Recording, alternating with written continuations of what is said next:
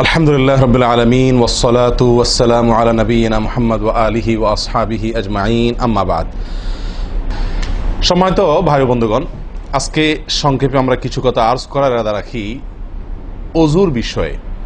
ওযুতে আমাদের যে সমস্ত ভুল ত্রুটিগুলো সচরাচর হয়ে থাকে সে বিষয়ে সামান্য কিছু কথা আর্জ করার ইরাদা রাখি। ওয়া মা তাওফীক ইল্লা বিল্লাহ। আমরা সকলেই কমবেশ জানি যে ওযু বা পবিত্রতা এটা হলো সালাতের চাবি। নবী সাল্লাল্লাহু আলাইহি ওয়াসাল্লামের সূরা আবু দাউদে বর্ণিত হাদিসে আসছে, তিনি বলেছেন মিফতাহুস সালাতি আত-তাহুর, সালাতের বা নামাজের চাবি হলো কি? পবিত্রতা বা ওযু। তো চাবি যদি ঠিক থাকে, পারফেক্ট হয়, তাহলে তালা খুলবে। আর যদি চাবি পারফেক্ট না হয়, ঠিক না হয়, তাহলে সেক্ষেত্রে তালা খুলবে না। ওই চাবি দিয়ে আপনি ঘরে প্রবেশ করতে পারবেন না। মনে করুন জান্নাত হলো আমার ঘর বা গন্তব্য, ঢুকতে হলে আমাকে সালাতের তালাটুকু খুলে ঢুকতে হবে, অর্থাৎ সালাত পড়ে ঢুকতে হবে, আর তার চাবি হলো পবিত্রতা। তাহলে পবিত্রতা চাবি, তার তালা হলো সালাহ, আর সালাহ পড়ে আমি ঢুকতে চাচ্ছি জান্নাতে। তাহলে আমার শেষ গন্তব্যে, অর্থাৎ আমি যে জায়গাটা যেতে চাচ্ছি সেই জায়গায় জান্নাতে যেতে হলে আমার সালাত ঠিক হতে হবে, আর সালাত ঠিক হতে হলে তার চাবি ঠিক থাকতে হবে। তালা ঠিক থাকতে হলে, তালা খুলতে হলে চাবি ঠিক থাকতে হবে। সেটা হলো কি? সালাত, তাহারাত বা পবিত্রতা। তো পবিত্রতার সবচাইতে কমন পবিত্রতা হলো ওযু। এই ওযুর বিষয়ে আমাদের বেশ কিছু ত্রুটি, বেশ কিছু ভুল ভ্রান্তি হয়ে থাকে। ওযুর যে ভুলগুলো হয়তো আপনিও করেন, আমরাও করছি প্রতিনিয়ত, কিন্তু জানি না। তো সেগুলো নিয়ে আমরা সংক্ষেপে আলোচনা করব। নবী সাল্লাল্লাহু আলাইহি ওয়াসাল্লাম বুখারী মুসলিমের হাদিসে আসছে, তিনি বলেছেন লা তুকবালু সালাতুন বিগাইরি তাহুরিন, পবিত্রতা ছাড়া কোনো সালাত কবুল হবে না। কোনো সালাত আল্লাহর কাছে অ্যাকসেপ্টেড, গ্রহণযোগ্য হবে না কি ছাড়া? তাহারাত ছাড়া, ওযু ছাড়া। অতএব এই ওযু এটা পূর্ণাঙ্গ হলে সালাত পূর্ণাঙ্গ হবে, সালাত পূর্ণাঙ্গ হলে জান্নাতে যাওয়া সহজ হবে ইনশাআল্লাহ। অতএব একটা আরেকটার সাথে সম্পর্ক যুক্ত বিধায় সবকিছুর আগে, সালাতেরও আগে আমাকে লক্ষ্য করা দরকার আমার ওযু বা তাহারাতটা কি হচ্ছে কিনা, ঠিকঠাক হচ্ছে কিনা। প্রিয় ভাইরা, ওযু দুই প্রকার। একটা হলো কোন রকম ওযু, আরেকটা হলো পূর্ণাঙ্গ ওযু। একটা হলো কোন রকম ওযু, আরেকটা হলো কি? পূর্ণাঙ্গ ওযু। পূর্ণাঙ্গ ওযু যেটা, এটাকে হাদিসের ভাষায় বলা হয়েছে ইসবাগুল ওযু। পূর্ণাঙ্গভাবে ওযু করা, এটাকে বলা হয়েছে ইসবাগুল ওযু, অর্থাৎ ওযুকে পরিপূর্ণভাবে করা। আর একটা হলো যেন ভাবে কোন রকম ভাবে ওযু সেরে ফেলা। আমরা সাধারণত সারাদিন যে ওযুটা করি, সারা জীবন যে ওযুটা করে আসছি, সেটা হলো যেন তেন ওযু বেশিরভাগ লোকের। ইল্লা মান রাহিমা রাব্বি, হাতে গোনা কিছু লোক আমরা আছি যারা ইসবাগুল ওযুর যে নির্দেশ সেটা পালন করতে সক্ষম হয়েছি, অর্থাৎ ওযুটা পূর্ণাঙ্গ করতে পেরেছি। প্রিয় ভাই বন্ধুগণ, ইসবাগুল ওযু এর নির্দেশ নবী সাল্লাল্লাহু আলাইহি ওয়াসাল্লাম বিভিন্ন জায়গায় দিয়েছেন, বিভিন্ন জায়গায় বহু হাদিসে আসছে, তোমরা ওযুকে আসবিগুল ওযু, আসবিগুল ওযু, তোমরা ওযুকে পরিপূর্ণ করো, ওযুকে পূর্ণাঙ্গভাবে করো, সঠিকভাবে করো, যথাযথভাবে করো। তার মানে নবী সাল্লাল্লাহু আলাইহি ওয়াসাল্লাম জানতেন যে ওযুতে যথার্থতার খেলাফ প্রচুর পরিমাণে হয়ে থাকে, আর সেজন্য তিনি সাবধান করেছেন আসবিগুল ওযু, অর্থাৎ ওযুকে তোমরা পূর্ণাঙ্গভাবে করো, সুন্দরভাবে করো, যথার্থভাবে করো। কথা কি বুঝাতে পারছি? যেহেতু ওযুর বিষয়ে আমাদের গাফলতি আছে বা গাফলতি থাকার কথা, সেজন্য নবী সাল্লাল্লাহু আলাইহি ওয়াসাল্লাম আমাদেরকে বলেছেন ওযু করো, এটা না, বলেছেন আসবিগুল ওযু, অর্থাৎ আকমিলুল ওযু, ওযুকে পরিপূর্ণভাবে করো, সুন্দরভাবে করো, যথাযথভাবে করো। ওযুর যে ফজিলত, ওযুর যে ফজিলত, মুসলিম বর্ণিত হাদিসে আসছে, নবী সাল্লাল্লাহু আলাইহি ওয়াসাল্লাম বলেছেন যে ব্যক্তি পরিপূর্ণভাবে ওযু করবে, পরিপূর্ণভাবে ওযু করবে, ভালোভাবে ওযু করবে, এবং ওযুর শেষে কালিমাতুশ শাহাদা যেটা আছে, আশহাদু আল্লা ইলাহা ইল্লাল্লাহু ওয়াহদাহু লা শারীকা লাহু ওয়া আশহাদু আন্না মুহাম্মাদান আবদুহু ওয়া রাসূলুহু, এই কালিমায়ে শাহাদা পাঠ করবে ওযুর শেষে, এই ব্যক্তির জন্য আল্লাহ সুবহানাহু ওয়া তাআলা জান্নাতের সমস্ত দুয়ার খুলে দিবেন। তাহলে আমরা বলতে পারি জান্নাতের 8 দুয়ারের সমস্ত দুয়ারের একটা রিমোট এখানে নবী সাল্লাল্লাহু আলাইহি ওয়াসাল্লাম আমাদেরকে বাতলে দিয়েছেন। একটি রিমোট, এই এক রিমোট টিপের সঙ্গে সঙ্গে 8 দরজা সব খুলে যাবে। সেটা হলো ওযুকে কি করা? পরিপূর্ণভাবে করা, সুন্দরভাবে করা, এবং এর শেষে, উজুর শেষে কালিমাতুশ শাহাদা পাঠ করা, আশহাদু আল্লা ইলাহা ইল্লাল্লাহু ওয়াহদাহু লা শারীকা লাহু ওয়া আশহাদু আন্না মুহাম্মাদান আবদুহু ওয়া রাসূলুহু। আপনি পাঠ করলেন, জান্নাতের সমস্ত দুয়ার এর রিমোট যেন টিপ দিলেন। এই তিনটা কাজ করলেন মানে কি? জান্নাতের 8 দরজার একটি কমন রিমোটে টিপ দিলেন আপনি, সবগুলো পটপট খুলে যাবে, যে কোনো দরজা দিয়ে আপনি জান্নাতে দাখিল হতে পারবেন ইনশাআল্লাহ। প্রিয় ভাইরা, তাহলে হাদিস থেকেও বোঝা গেল যে যে কোনো দরজা দিয়ে ঢুকতে হলে ওযুটা হইতে হবে পরিপূর্ণরূপে ওযু, ইসবাগুল ওযু। অতএব ওযু আমার পরিপূর্ণ হচ্ছে কিনা এই বিষয়টা একটু যাচাই করা দরকার, কি দরকার না? প্রিয় ভাইরা, নবী সাল্লাল্লাহু আলাইহি ওয়াসাল্লাম সূরা আবু দাউদের এক হাদিসে বলেছেন, ইন্নাহা লা তাতিম্মু সলাতু আহাদিকুম হাত্তা ইউসবিগাল ওযুআ কামা আমারাহুল্লাহ। তোমাদের কারোর সালাত ততক্ষণ পর্যন্ত পরিপূর্ণ হবে না, সালাত ততক্ষণ পর্যন্ত সুন্দর হবে না, পূর্ণাঙ্গ হবে না, সালাতে পূর্ণতা আসবে না, যতক্ষণ না তোমরা ওযুকে ঠিক আল্লাহ যেভাবে করতে নির্দেশ করেছেন ওইভাবে পরিপূর্ণভাবে না করো। আল্লাহ সুবহানাহু ওয়া তাআলা যেভাবে ওযু করতে বলেছেন ওইভাবে পরিপূর্ণ রূপে ওযু না করা পর্যন্ত তোমাদের সালাত পূর্ণতা পাবে না। তাহলে সালাতের পূর্ণতা পাওয়ার জন্য ওযুটি হইতে হবে, ওযু না শুধু। আমরা জানি যে সালাতের জন্য ওযু করতে হয় না, ওযু করলেই শুধু সালাতের পূর্ণতা আসবে না, ওযুটা হইতে হবে আল্লাহ যেভাবে নির্দেশ করেছেন সেভাবে, যথাযথ উপায়ে এবং সঠিকভাবে। প্রিয় ভাইরা, এখন আসি আমরা ওযুতে কি ভুলগুলো আমাদের এমন হয় যেগুলো কারণে আমাদের ওযুর পূর্ণতা নষ্ট হতে পারে। তার ভিতরে 1 নম্বরের ভুল হলো, যেটি আমাদের হয়ে থাকে ওযুর ক্ষেত্রে অনেকেরই, সেটা হলো বিসমিল্লাহ পাঠ না করা। ওযুর শুরুতে কি পাঠ করতে হয়? বিসমিল্লাহ। আপনি যখন হাত ধুয়ে তো ওযু শুরু করবেন, 2 হাতের কবজি 2 হাতে ওযু শুরু করবেন না, প্রথম কাজ, তার আগে আপনি কি করবেন? বিসমিল্লাহ। বিসমিল্লাহ বলে হাত ধুয়ে তারপর ওযু শুরু করবেন। বহু লোক আছি আমরা ওযুখানায় ওই গল্প করতেছি, আড্ডা মারতেছি, কথাবার্তা বলতেছি, এই বলতে বলতে ওযু শুরু করে দিছি, তাহলে বিসমিল্লাহ কখন পড়তেছি? বিসমিল্লাহটা অনেক সময় অমনোযোগিতার কারণে, অবহেলার কারণে, অন্যমনস্কতার কারণে বিসমিল্লাহটা অনেক সময় আমরা বলতে ভুলে যাই। অথচ এই বিসমিল্লাহ পাঠ করা ওযু শুরুতে অনেক বিশেষজ্ঞ আলেমের মতে ফরজ। অনেকে বলেন বিসমিল্লাহ পাঠ না করলে ওযুই হবে না, আপনি যদি ভুলে বাদ দেন ওযু হলো না। যদিও সংখ্যাগরিষ্ঠ ওলামাদের মতে এটা না, তাদের মতে বিসমিল্লাহ পাঠ করা এটা ওযুর সুন্নাহ। এটা হলো ওযুর কি? সুন্নাহ। এটা আপনি যদি বিসমিল্লাহ বলে যদি ওযু শুরু করেন তাহলে ওযুটার ভিতরে পূর্ণাঙ্গতা আসলো। ওযুটার ভিতরে কি আসলো? পূর্ণাঙ্গতা আসলো। ওযুটার ভিতরে ওযুটা আপনার হৃষ্টপুষ্ট হলো। এই ওযুতে ইনশাআল্লাহ আপনার সালাত পূর্ণাঙ্গ হবে, যে সালাত আপনাকে জান্নাতে নিয়ে যাবে ইনশাআল্লাহ। তাহলে ওযুর শুরুতে একটা প্রাথমিক ভুল হলো বিসমিল্লাহ ভালো করে না পাঠ করা। নবী সাল্লাল্লাহু আলাইহি ওয়াসাল্লাম বলেছেন, ইবনে মাজাহ হাদিস, লা ওযুআ লিমান লাম ইয়াযকুর ইসমাল্লাহি আলাইহি। ওই ব্যক্তির ওযু হবে না, হাদিসটি সহিহ। নবী সাল্লাল্লাহু আলাইহি ওয়াসাল্লাম বলেছেন, ওই ব্যক্তির ওযু হবে না যে ব্যক্তি ওযুর শুরুতে আল্লাহর নাম নেয় নাই, বিসমিল্লাহ বলে নাই। এখন ওযু হবে না বলা হয়েছে।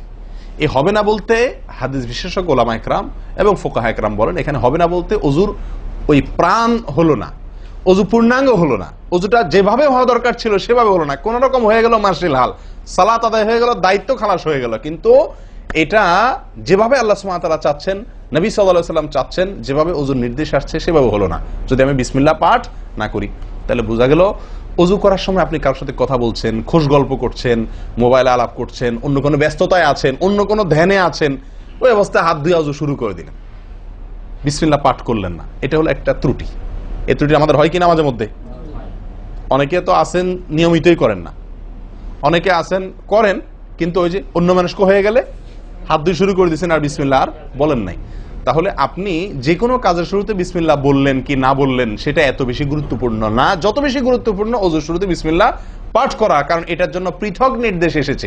এমনি তো একটা কমন নির্দেশ আছে, নবী সাল্লাল্লাহু আলাইহি ওয়াসাল্লাম বলেছেন, কুল্লু আমরিন জিবারিন লাম ইউবদা বিবিসমিল্লাহ ফাহুয়া আবতার ওয়া ফি রিওয়ায়াতিন ফাহুয়া আকতা। যে কোনো গুরুত্বপূর্ণ কাজ আল্লাহর নাম দিয়ে শুরু না করলে সেটা অপূর্ণাঙ্গ থাকে, কাজটা অর্ধেক থাকে, অর্ধেকা থাকে, অপূর্ণাঙ্গ থাকে, পূর্ণাঙ্গতা আসে না যে কোনো ভালো কাজ। কিন্তু ওযুর বিষয়ে নবী সাল্লাল্লাহু আলাইহি ওয়াসাল্লামের আলাদা নির্দেশ আছে, ওযু হয় না এমন কথা তিনি বলেছেন। তাহলে বোঝা গেল ওযু শুরুতে বিসমিল্লাহ পাঠের উপরে আমাদের সাবধান হতে হবে। এখন একটা সমস্যা হলো, আমরা আজকাল বেশিরভাগ লোক ওযু করি হলো টয়লেটের মধ্যে, আর টয়লেটের মধ্যে আল্লাহর নাম নেওয়া নিষেধ, ঠিক না ঠিক? টয়লেটের মধ্যে আল্লাহর নাম নেওয়া নিষেধ, জায়েজ নাই।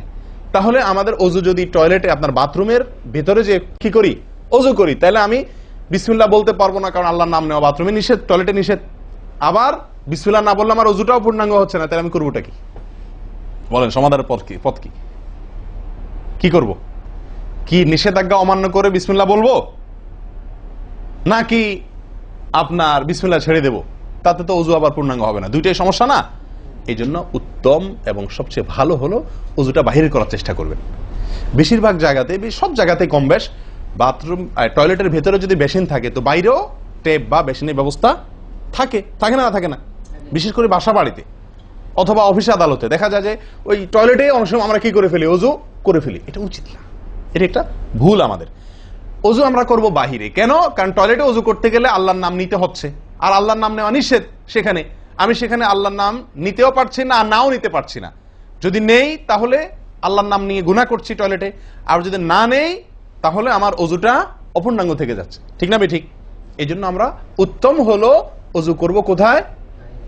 বাইরে এসে যে কোনো টেপে। কথা কি বুঝাতে পারছি? বাইরে এসে একান্ত যদি কখনো আপনি বাধ্য হয়ে যান, বাইরে ভিড় নাই, ব্যবস্থা, সেটা ভিন্ন কথা। আর বাসা বাড়িতে যদি এরকম কোনো বাসা বাড়িতে যে বাইরে কোনো সিস্টেম নাই, আপনার নিজের বাসা না, আপনি ঠিক করতে পারতেছেন না, তো কমপক্ষে বেসিন এবং আপনার টয়লেটের কমোডের মাঝখানে কি দিব? একটা পর্দা বা ওয়াল কোনো কিছু দিয়ে নিব ইনশাআল্লাহ। কথা বুঝতে পারছি ভাই?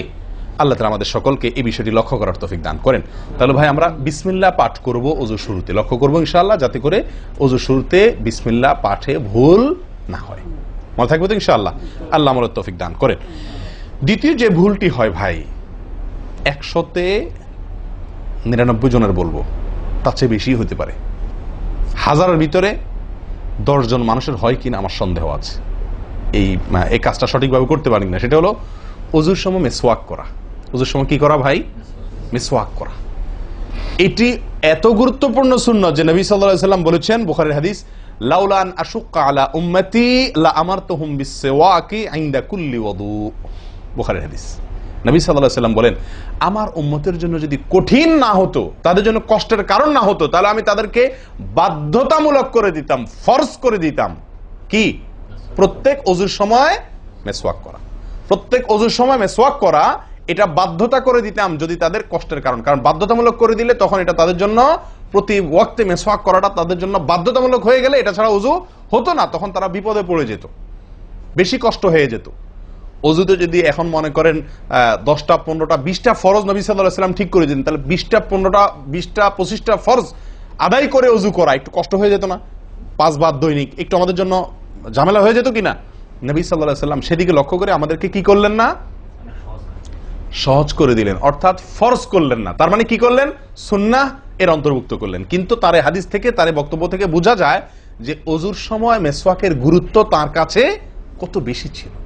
নবী সাল্লাল্লাহু আলাইহি ওয়াসাল্লামের কাছে অজুর সময় মেসওয়াক করার গুরুত্ব কত বেশি ছিল, সেটা এই হাদিস থেকে বোঝা যায় কি যায় না? তিনি চাইছেন আমাদেরকে অজুর সময় মেসওয়াকের নির্দেশটা বাধ্যতামূলক করতে। শুধু করেন নাই কেন? আমাদের কষ্টের দিকে লক্ষ্য করি। এই হাদিস থেকে নবী সাল্লাল্লাহু আলাইহি ওয়াসাল্লাম যে চাচ্ছেন মনে প্রাণে আমরা যেন অজুর সময় মেসওয়াক করি, এটা বোঝা যায় কি যায় না?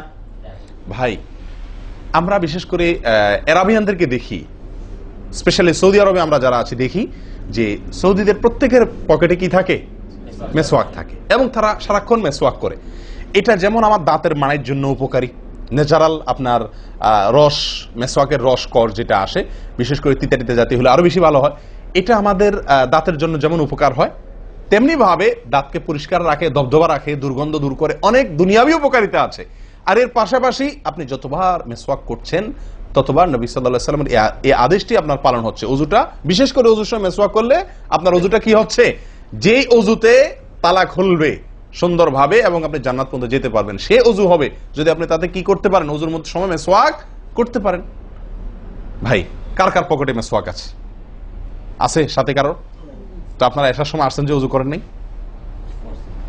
কি বলেন? মেসওয়াক আছে কার কার? আলহামদুলিল্লাহ, একজন পাওয়া গেল। আর ভাই অজুর সময় মেসওয়াক, এটি আমরা ছেড়ে দিয়েছি। এই আমলটা আমাদের মধ্যে নাই বললেই চলে। কি বলেন? এই আমলটাকে পুনর্জীবন দেওয়া যায় কি না? যায় না? অন্য কারোর জন্য না, আমার নিজের জন্য। আমি মেসওয়াক করব, তার উপকারিতা আমি নিজে পাবো, দুনিয়াতে পাবো, মানি ভালো থাকবে, মুখে দুর্গন্ধ দূর হবে, মুখ পরিচ্ছন্ন হবে, আখেরাতে পাবো নবী সাল্লাল্লাহু আলাইহি ওয়াসাল্লামের সুন্নাহ পালনের মাধ্যমে। অজু সুন্দর হবে, অজু সুন্দর হলে সালাত ঠিক হবে, সালাত ঠিক হলে জান্নাতে যেতে পারবো। তাহলে একটা একটার সাথে সম্পর্কযুক্ত। মেসওয়াক করবো তো ইনশাআল্লাহ? একদম উঠে গেছে মেসওয়াক। অজুর সময় মেসওয়াক করতে আমাদের দেশি ভাইদেরকে দেখাই যায় না, একেবারে বললে চলে। প্রিয় ভাইরা, আপনারা কি জানেন নবী সাল্লাল্লাহু আলাইহি ওয়াসাল্লামের জীবনের শেষ আমল কি ছিল? মেসওয়াক ছিল। নবী করিম সাল্লাল্লাহু আলাইহি ওয়াসাল্লামের জীবনের শেষ আমল, যে আমলের পরে আর কোনো আমলের সুযোগ পান নাই, এই আমলের পরে তিনি দুনিয়া থেকে বিদায় নিয়ে গেছেন। তার জীবনের লাস্ট আমল কি ছিল? মেসওয়াক।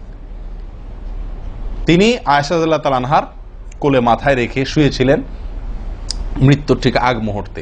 শরীরে আর শক্তি ছিল না মেসওয়াক চিবানোর মতো। নতুন মেসওয়াক চিবায়া ওটাকে নরম করবেন, এই শক্তিটা ছিল না। আল্লাহ রাসূল সাল্লাল্লাহু আলাইহি ওয়াসাল্লাম আয়েশা রাদিয়াল্লাহু তাআলা আনহাকে দিলেন, আয়েশা মেসওয়াকটা আমাকে একটু চাবায়া দাও। তিনি চাবায়া নরম করে দিলেন। এরপর নবী সাল্লাল্লাহু আলাইহি ওয়াসাল্লাম মেসওয়াকটা করলেন। বাস, এই মেসওয়াকের পরে তার মৃত্যু এবং এই মেসওয়াকের মাঝখানে আর কোনো আমল করার সুযোগ ছিল না। ভাই, কত গুরুত্বপূর্ণ আমল বোঝা উচিত। ওজুর সময় মেসওয়াকটা উঠে গেছে, আমরা কি করবো ইনশাআল্লাহ? সবসময় মেসওয়াক পকেটে রাখবো তো ইনশাআল্লাহ? ওজুর সময় মেসওয়াক কখন করবেন, এটা নিয়ে ওলামাদের দুটি মত পাওয়া যায়। বেশিরভাগ ওলামাদের মত এবং বিশুদ্ধ মত হলো কুলি করার সময় আমরা মেসওয়াক করব। কুলি করার সময় আপনি বিসমিল্লাহ বলে হাত ধুলেন, এরপরে কুলি করলেন। মেসওয়াক করতে হবে এভাবে, সোজাসুজি, উপরে নিচে না, পাশাপাশি, ঠিক আছে? মেসওয়াক দিয়ে এভাবে আপনি খুব বেশি সময় করার দরকার না, একটা ঘষা দেন উপরের মাড়িতে, আরেকটা ঘষা দেন নিচের দাঁতে, দিয়ে এবার একবার কুলি করে ফেলান, ঠিক আছে? আবার মেসওয়াক দিয়ে একটা ঘষা দেন, আবার একটা ঘষা দেন, আবার কুলি করে ফেলেন। এভাবে 3 বার মেসওয়াক করেন, 3 বার কুলি করেন, বা সুন্নাত আদায় হয়ে গেল। কথা কি বুঝাতে পারছি? আল্লাহ তাআলা আমাদের সকলকে তৌফিক দান করেন। প্রিয় ভাইরা, তাহলে ওযুর মধ্যে আমাদের যে খুঁতগুলো আছে আমি সেগুলো ধরা দেওয়ার চেষ্টা করছি। একটা বড় খুঁত, যে খুঁত থেকে আমরা বেশিরভাগ লোকই মুক্ত নই, সেটি হলো মেসওয়াক বিহীন ওযু। লক্ষ্য করবো তো ইনশাআল্লাহ? আল্লাহ আমাদেরকে আমলের তৌফিক দান করেন। একান্ত না থাকলে আঙ্গুল দিয়ে করলেন, কিন্তু আপনি নিয়মিত আঙ্গুল দিয়ে করলেন সেটা না, মেসওয়াকই করা উচিত। ভাই, 3 নম্বর যে ভুলটা আমাদের হয়ে থাকে সেটা হলো কুলির মধ্যে। দেখেন, প্রত্যেকটা কাজেই কিন্তু আমি একটা একটা করে আপনার দেখাচ্ছি ওযুর, প্রত্যেকটা কাজে আমাদের ত্রুটিগুলো হয় কিভাবে দেখেন। কুলির সময় ভুল হয়। কি ভুল হয়?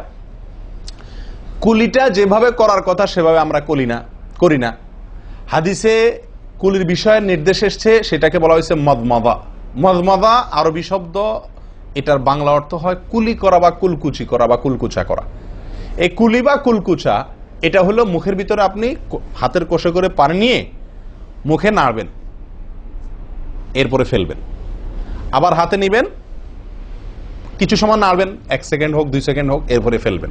এটা হলো কুলি বা কুলকুচা। আমরা বেশিরভাগ সময় এরকম করি আলহামদুলিল্লাহ। যখন ব্যস্ত থাকি, যখন হুলস্থুল থাকে, কোনো সময় কোনো কাজের তাড়া থাকে, তখন অনেক সময় আমরা কি করি? হয় কি না হয় না?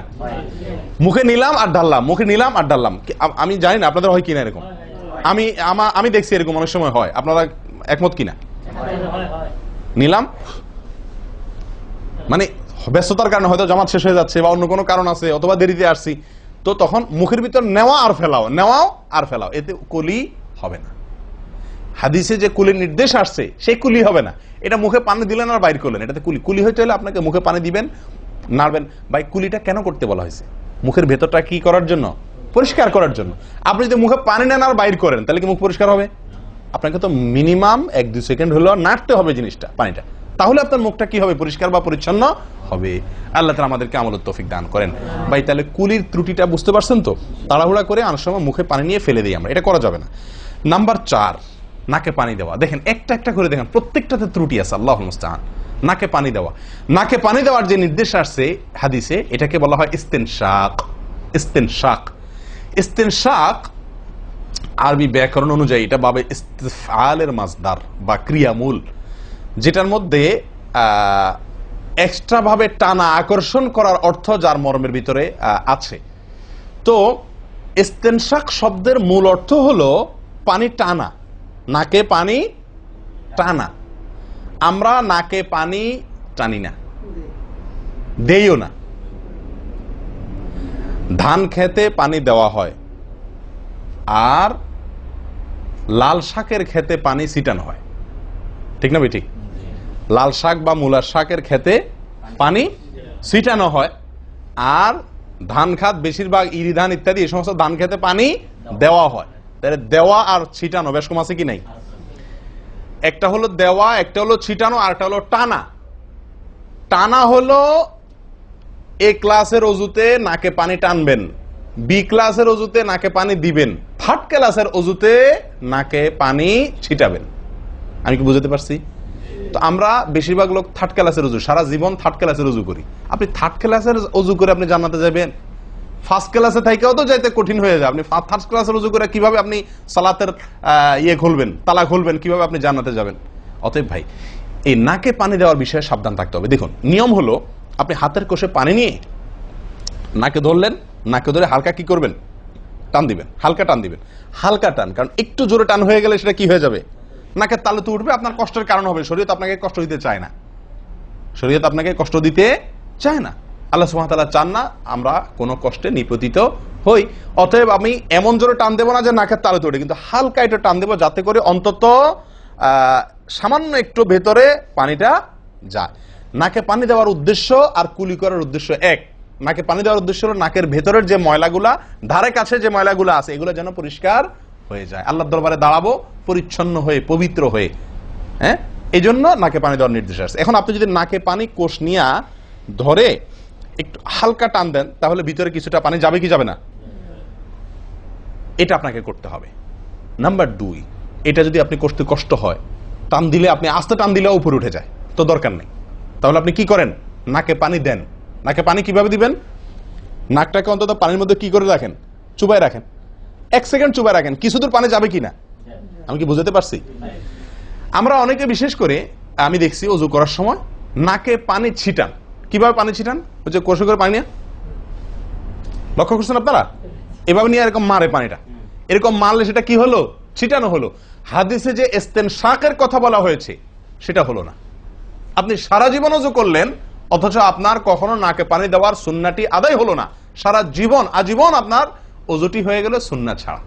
আমি কি বুঝাতে পারছি?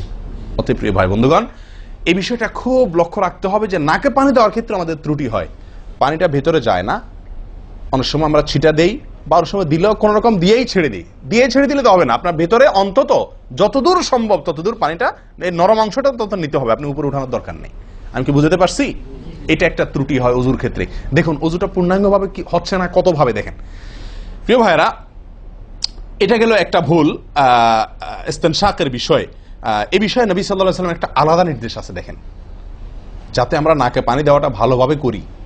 উনি হয়তো জানতেন বা দেখছেন যে মানুষ নাকে পানি দেওয়াতে গাফলতি করে, ত্রুটি করে, ওই যে ছিটাছিটির কাজ করে। তিনি বলেছেন, সহিহ বুখারীর হাদিস, না আফওয়ান আবু দাউদের হাদিস, নবী সাল্লাল্লাহু আলাইহি ওয়াসাল্লাম বলেছেন, আসবিগিল ওযুআ, ওই একই কথা, তোমরা ওযুকে পরিপূর্ণভাবে করো। ওয়াখাল্লিল আসাবি' ওয়া বালিগ ফিল ইস্তিনশাক ইল্লা আন তাকুনা সাইমান। নাকে পানি দেওয়ার সময় খুব ভালোভাবে নাকে পানি দিবা তোমরা। যদি তুমি রোজাদার হও তাহলে ভিন্ন কথা, তাহলে খুব বেশি ভালো করে নাকে পানি দিতে যেও না, কারণ তখন পানি উপরের দিকে উঠে গলা হয়ে তোমার পেটে যেতে পারে, রোজা ভঙ্গ হতে পারে। আমি কি বুঝাতে পারছি? তাহলে আপনি নাকে পানি দিবেন, কিন্তু আপনি কি করবেন না, রোজাদার হলে তখন শুধুমাত্র ভালোভাবে নাকে পানি দিতে পারবেন না। আর এছাড়া অন্য সময় কি করবেন? নাকে পানি দেওয়ার ক্ষেত্রে ভালোভাবে দিতে বলা হয়েছে। ভালোভাবে দেওয়ার মানে কি? ছিটাইলে হবে? কোন রকম দিলে হবে?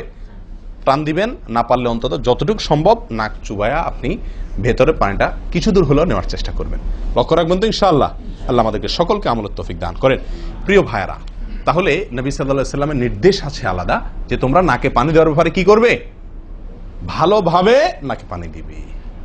আল্লাহ আমাদেরকে আমলের তৌফিক দান করেন। আরেকটি ভুল ভাই, নাকে পানি দেওয়া একটা আমল, নাক ঝাড়া আরেকটা আমল। নাকে পানি দেওয়া এটা একটা নির্দেশ, আর নাক ঝাড়া আরেকটা নির্দেশ। আমি কি বুঝাতে পারছি?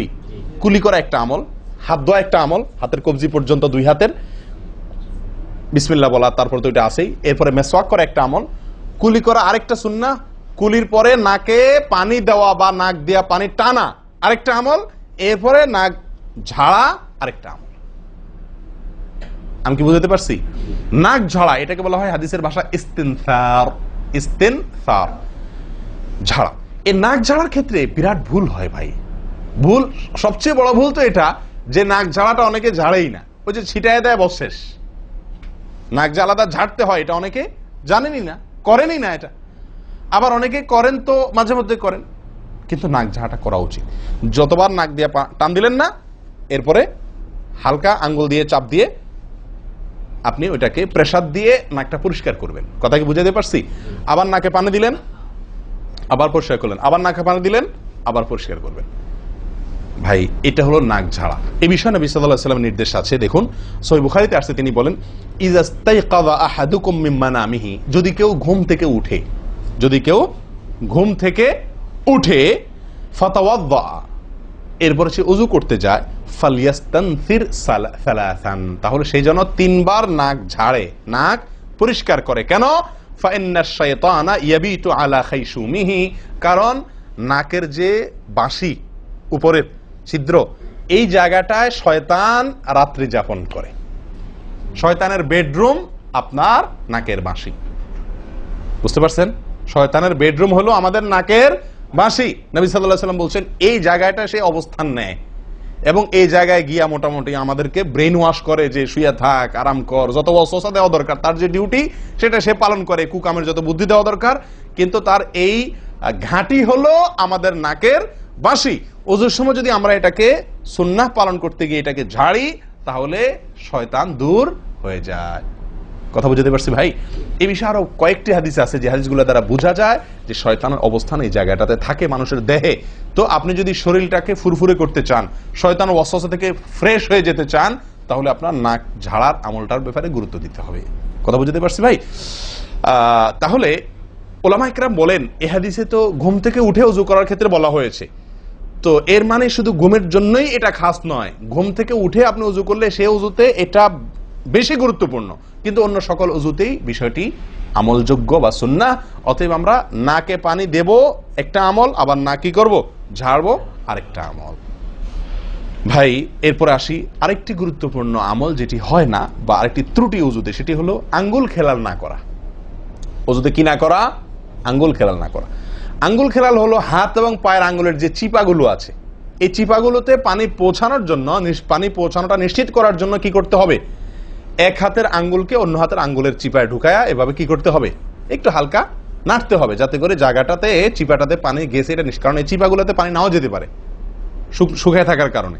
তো আপনি যদি একটু নাড়া দেন পানির ভিজা আঙ্গুল দিয়া, তাহলে ইনশাআল্লাহ ওখানে পানি পৌঁছানোটা মোটামুটি নিশ্চিত হয়ে যাবে। ঠিক না? ঠিক। তাহলে এই জিনিসটা অনেক সময় আমরা করি না, অথচ নবী সাল্লাল্লাহু আলাইহি ওয়াসাল্লামের নির্দেশ আছে আলাদা। তিনি বলেছেন, আবু দাউদের হাদিস, আসবিগিল ওযুআ ওয়া খাল্লিল বাইনাল আসাবি', ওযুকে পরিপূর্ণভাবে করো। আর ওযুকে পরিপূর্ণভাবে করার একটি অন্যতম কাজ হলো আপনার আঙ্গুলের মাঝে কি করা? খেলাল করা। তিনি বলেছেন তোমরা আঙ্গুলের মাঝে খেলাল করবে, এক আঙ্গুলকে অন্য আঙ্গুলের মাঝে প্রবেশ করে পরিষ্কার করবে। এটা হলো হাতের আঙ্গুল। পায়ের আঙ্গুল কিভাবে করবেন? পায়ের আঙ্গুল তো আর এক আঙ্গুল অন্য পায়ের আঙ্গুল ঢুকাতে পারবেন না। সেটা করবেন হলো, অন্য হাদিসে আসছে, এই যে কোন আঙ্গুল আছে না, কোন আঙ্গুল দিয়া সব চিপাগুলোতে কি করবেন? ঘষা দিবেন। কোন আঙ্গুল দিয়া আপনার সব পায়ের আঙ্গুল চিপাগুলোতে ঘষা দিবেন। ভাই আমরা কজনে করি এই খেলার আমলটা বলেন তো? পায়ের আঙ্গুল, কোন আঙ্গুল দিয়া পায়ের আঙ্গুলের চিপা খেলাল করা, হাতের আঙ্গুল খেলাল করা, কজনে করি আমরা বলেন? তাহলে এই ভুলগুলো আমাদের অহরহ হচ্ছে না ভাই? আমরা কি জান্নাতে যেতে চাই না? আমাদের সালাতটা সুন্দর হোক আমরা চাই না ভাই? আমাদের এই সালাত খুব পাওয়ারফুল হোক, শক্তিশালী সালাত হোক, এই সালাতের মাধ্যমে আমি অন্যায় থেকে বেঁচে থাকবো, এই সালাতের মাধ্যমে আমি জান্নাতে যাব, এই সালাত আমাকে খাঁটি মুসলিম বানাবে, এই সালাত আমাকে আল্লাহর কাছে প্রিয় বানাবে, এই সালাত কিয়ামতের দিন নূর হবে। আমরা চাই না ভাই? এগুলো যদি চাই তাহলে আমাকে ওযু সুন্দর করতে হবে, আর ওযু সুন্দর করতে গিয়ে এই ভুলগুলোর ব্যাপারে সাবধান হতে হবে। তাহলে আঙ্গুল খেলাল করা, পায়ের আঙ্গুল, হাতের আঙ্গুল আমরা করি না বললেই চলে ভাই। তো আজকে থেকে ইনশাআল্লাহ করবো তো, নাকি যা শুনছেন এটা এখানে রেখে চলে যাবে? ভাই যদি পরিবর্তন না করেন, পরিবর্তন যদি আমরা না করি নিজেদেরকে, ওয়াল্লাহি সারা জীবন ওয়াজ শুনবো, কি লাভ বলেন? সময়টা নষ্ট। আপনি যদি এই কথাগুলোর উপরে আমলের চেষ্টা না করেন, নিজের জীবনে ফিট না করেন, এই ভুলগুলাকে ওযু করার সময় মাথায় রেখে এই ভুলগুলাকে আপনি দূর না করেন, তাহলে সেক্ষেত্রে এই শোনার কোনো লাভ হলো না। করবো তো ইনশাআল্লাহ। আল্লাহ সুবহানাহু ওয়া তাআলা আমাদের সকলকে সচেতন মুমিন হওয়ার তৌফিক দান করেন। সচেতন মুমিনের পরিচয় হলো মুমিন তার প্রত্যেকটা ভুলকে শিখবে, সংশোধন করবে, শিখবে, সংশোধন করবে। এভাবে করতে করতে করতে সে মুমিন হিসাবে কোয়ালিটিফুল আফার ক্লাসের মুমিন হতে পারবে, আল্লাহর কাছে প্রিয় পাত্র হতে পারবে। চেষ্টা করবো তো ইনশাআল্লাহ। আল্লাহ আমাদের সকলকে তৌফিক দান করেন। প্রিয় ভাইয়েরা, ওযুর ক্ষেত্রে আরেকটি ভুল এই যতগুলো ভুল বললাম এর ভিতরে বড় দুটি ভুল বলে ওজুর ভুলকে আমরা শেষের দিকে চলে আসছি। একটি বড় ভুল হলো শুকনা থেকে যাওয়া। কোনো জায়গা যদি আপনার অবহেলার কারণে শুকনা থেকে যায়, ওজুর অঙ্গগুলো যেগুলো ধুইতে হবে তার কোনো অঙ্গ যদি শুকনা থেকে যায়, ওজু হবে? ওজু হবে না। এক ব্যক্তি ওজু করে আসছেন, নবী সাল্লাল্লাহু আলাইহি ওয়াসাল্লাম দেখেছেন তার ওজুর কোন জায়গা শুকনা আছে, তিনি বললেন যাও আবার ওজু করো, তোমার ওজু হয় নাই। তিনি তাকে পুনরায় ওজু করাইছেন। কেন? তার ওজু সঠিকভাবে হয় না, শুকনা রয়ে গেছে। অনেক সময় দেখা যায় আমাদের অনেক ভাই ওজু করেন, ওজু করলে বেশ কিছু জায়গা, বিশেষ করে যে কোন জায়গাটা, এই জায়গাটা দেখা যায় শুকনা থাকে। এই যে কানের লতির এই যে জায়গাটা, এখানে দেখা যায় একটু কি থাকে, শুকনা থাকে। কপালের দিকে দেখা যায় শুকনা থাকে। এই জায়গাগুলো অনেক সময় দেখা যায়, বহু লোককে দেখা যায় ওজু করে আসছে, এখানে শুকনা, এখানে শুকনা, পায়ের গোড়ালি গিরা এই জায়গাগুলোতে শুকনা। কারণ হলো ওই যে অবহেলা করে ওজু করছে, কোন রকম ওজু করছে, ওজুটা যেভাবে করা দরকার সেভাবে করে নাই। ভাই এই জিনিসটা আপনার লক্ষ্য করা দরকার কি দরকার না? ওজুই হবে না। এই যে ভুলগুলো বললাম এগুলা হলে আপনার ওজু হয়ে যাবে, কাগজে কলমে ওজু হয়ে যাবে। কিন্তু এখনকার যে ভুলটা বললাম, যদি শুকনা না থাইকা যা আল্লাহ মাফ করেন, তাহলে কাগজে কলমে ওজু হবে না, কাগজে কলমেও কি হবে না, ওজু হবে না। এত জঘন্য, সাবধান থাকার দরকার কি দরকার না? আল্লাহ তাআলা আমাদেরকে সাবধান হওয়ার তৌফিক দান করেন। ভাই আরেকটি বড় ভুল, এটাও বিশাল বড় ভুল, সেটা হলো পানি অপচয় করা। পানি অপচয় করা, আল্লাহ মাফ করেন, এটা থেকে মুক্ত আমরা কেউই না বোধ হয় এই যুগে। পানি অপচয় ওজুর সময়। ভাই আমাদের ওজুতে কত পানি লাগে? আপনি যদি, আমরা তো বেশিরভাগ লোক এখন ট্যাপে ওজু করি না, আপনি যে ট্যাপটা ব্যবহার করেন ওই ট্যাপের নিচে যদি একটা কি রাখেন, বালতি রেখে দেন, আপনি ওজু করার শেষে লক্ষ্য করে দেখেন একটা খালি বালতি যদি রাখেন, কি পরিমাণ পানি পড়বে আনুমানিক? প্রায় এক বালতির মতো হয়ে যাবে না? সুবহানাল্লাহ, 50-100 জন লোকের ওজুর পানি এটা। নবী সাল্লাল্লাহু আলাইহি ওয়াসাল্লামের ওজুর পানির পরিমাণটুকু হাদিসে আসছে। ভাই এক গ্লাস পরিমাণ পানি দিয়ে তার কি হয়ে যেত? ওজু হয়ে যেত। এক গ্লাস পানির প্রয়োজন হতো না নবী সাল্লাল্লাহু আলাইহি ওয়াসাল্লামের ওজুতে, গোটা ওজুতে। আর সেখানে এক গ্লাস তো আমাদের শুধু কিসেই লাগে? হাত ধুতেও এক গ্লাস হয় কিনা সন্দেহ, এক হাতেও হয় কিনা এক গ্লাস ধুতে সন্দেহ। ভাই হাসির বিষয় না, এটা খুব জঘন্য অপরাধ, জঘন্য অপরাধ। আল্লাহ সুবহানাহু ওয়া তাআলা কোরআন কারীমের ভিতরে কি বলেছেন? ইন্নাল মুবাযযিরিনা কানু ইখওয়ানাশ শায়াতিন, শয়তানের ভাই। হারাম পানি অপচয় করা, পানি অপচয় করা। সাহাবায়ে কেরাম জিজ্ঞেস করছেন, ইয়া রাসূলুল্লাহ, আমরা তো কেউ বলবো ভাই এই যে নির্দেশ নিষেধ এগুলো তো সাহাবীদের যুগে পানির টানাটানি ছিল, মরুভূমি এলাকার লোক ছিল, তখনকার বোধহয় সমস্যা। ভাই এখন তো আমাদের যুগে আলহামদুলিল্লাহ কি আছে? প্রচুর পরিমাণে পানি আছে, পানির তো অভাব নেই আল্লাহর ফজলে। আমরা কেউ হয়তো মনে করি যে অনেক পানি আছে, এখন বোধহয় আর এই এত টানাটানি করে ওযু করার প্রয়োজন নাই। আমি বলবো না ভাই, এটা ভুল।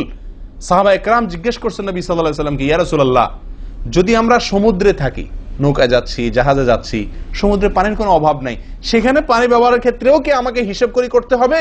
অতিরিক্ত করলে হিসাব দিতে হবে? নবী সাল্লাল্লাহু আলাইহি ওয়াসাল্লাম হাবাচক উত্তর দিয়েছেন।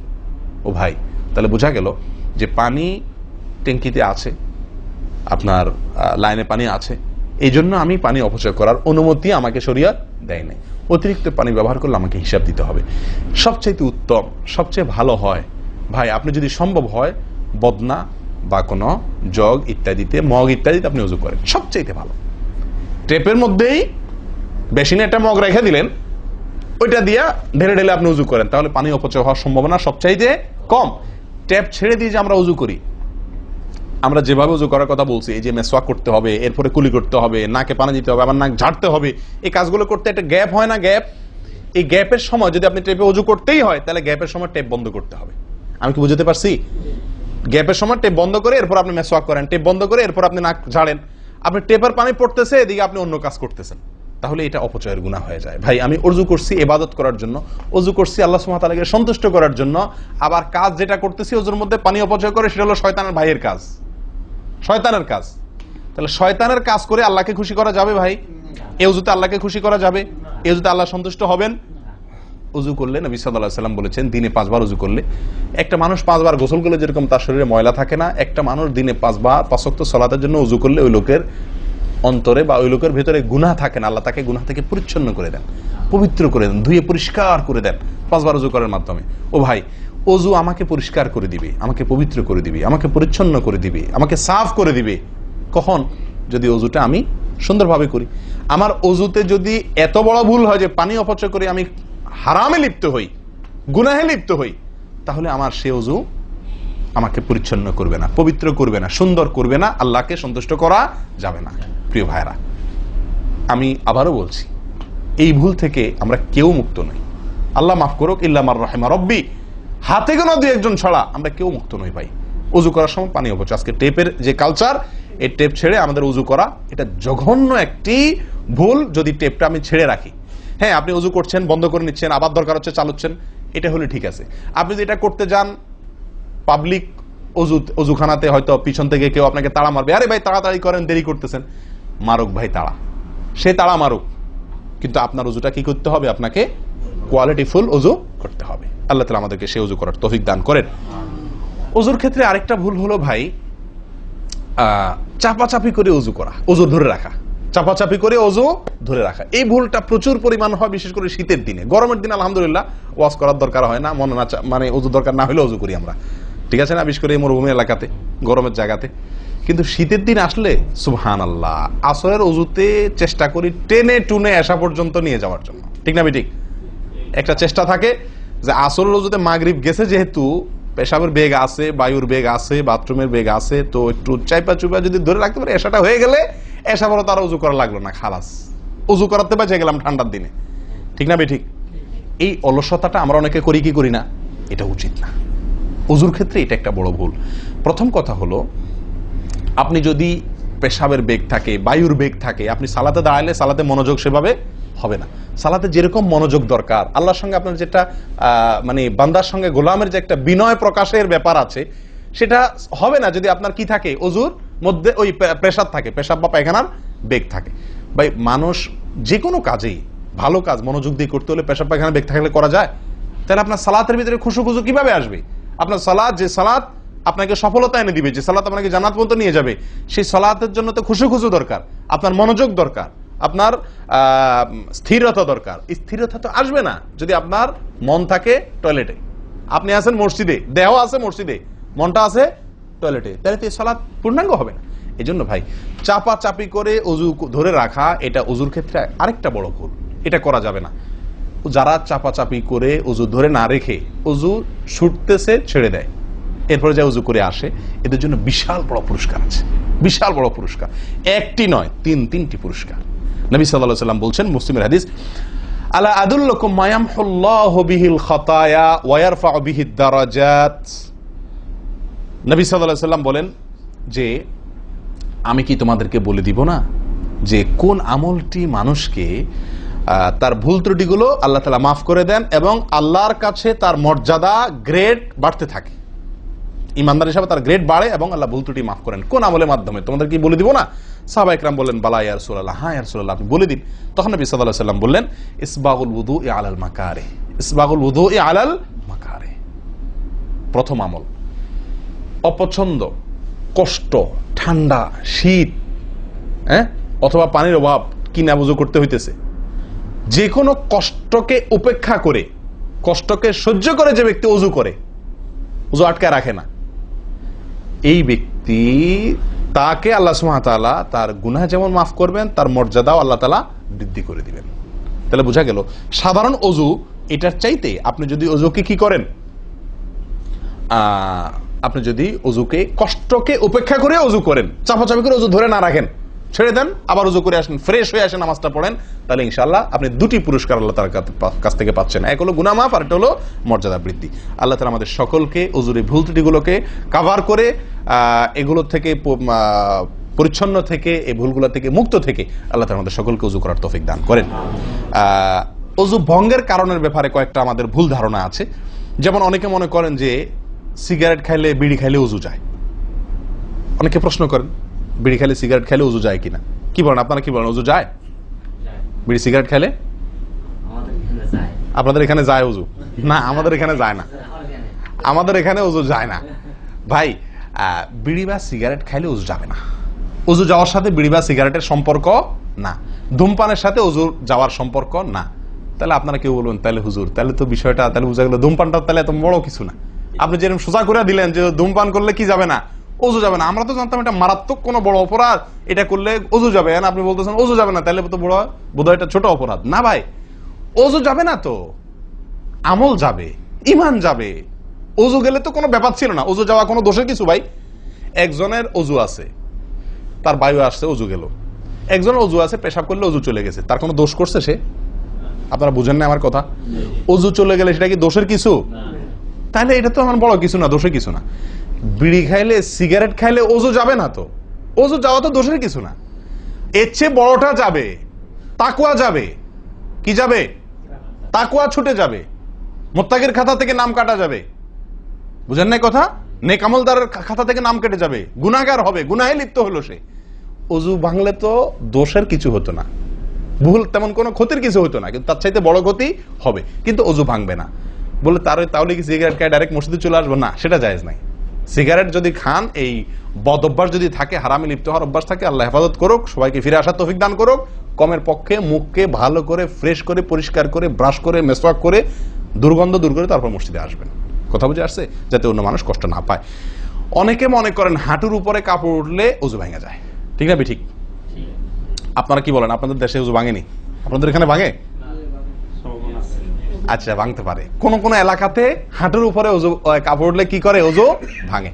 এটা অনেকে বলেন যে ভাই সতর যদি খুলে যায়, হাঁটুর উপরে কথা না, সতর খুলে গেল, কেউ ওযু করার পরে উলঙ্গ হয়ে গেল কাপড় পাল্টাতে গিয়া বা কোনো কারণ, এক কথায় ওযুর পরে যদি সতর খুলে যায় ওযু ভাঙবে না। কিন্তু আমাদের অনেক দেশে, অনেক এলাকাতে ওযু ভাঙে না ভাই।